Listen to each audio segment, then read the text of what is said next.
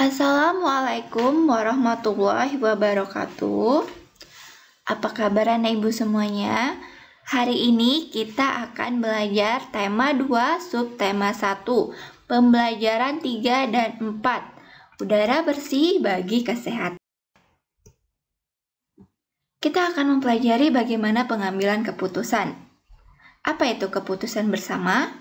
Keputusan bersama merupakan kegiatan pengambilan keputusan yang melibatkan semua orang yang berkepentingan. Pengambilan keputusan dilakukan dengan bermusyawarah. Contohnya ialah pembentukan anggota keamanan di lingkungan masyarakat.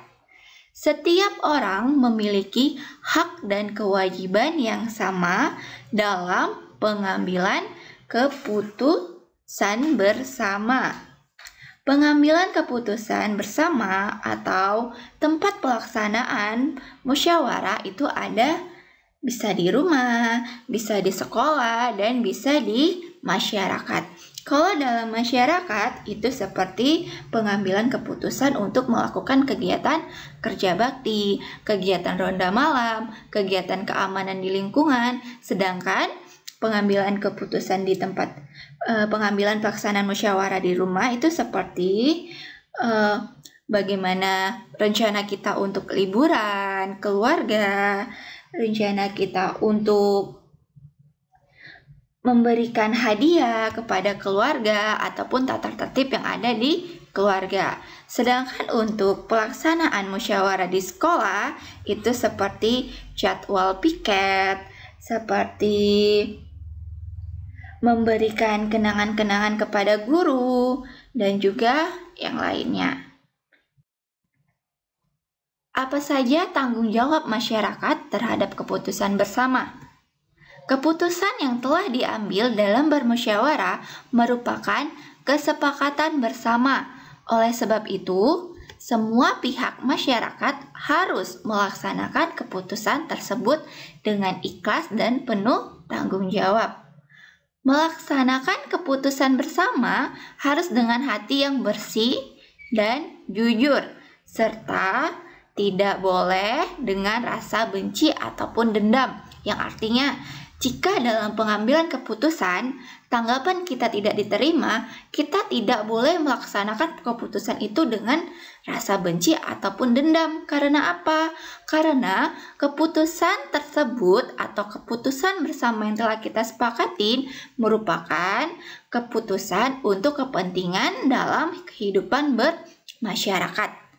Dengan demikian, jika kita menerima dan menaati keputusan bersama, berarti otomatis kita telah mengamalkan nilai-nilai Pancasila, yaitu sila keempat Pancasila. Kemudian kita lanjut dengan jenis usaha dan kegiatan ekonomi. Apa itu kegiatan ekonomi? Kegiatan ekonomi adalah usaha untuk memenuhi kebutuhan manusia. Kegiatan ekonomi itu bisa meliputi ada pertanian. Dari pertanian ini akan menghasilkan sayur-sayuran, buah-buahan, serta tanaman yang dapat kita konsumsi. Kemudian ada kegiatan ekonomi perikanan. Kegiatan ekonomi perikanan ini dapat menghasilkan seperti budidaya ikan, misalnya di kolam atau di tambak atau juga di perkarangan. Seperti ada budidaya ikan lele, budidaya ikan gurami, nila, dan lain sebagainya. Kemudian ada kegiatan ekonomi peternakan. Kegiatan ekonomi peternakan ini merupakan kegiatan budidaya dari hewan ternak seperti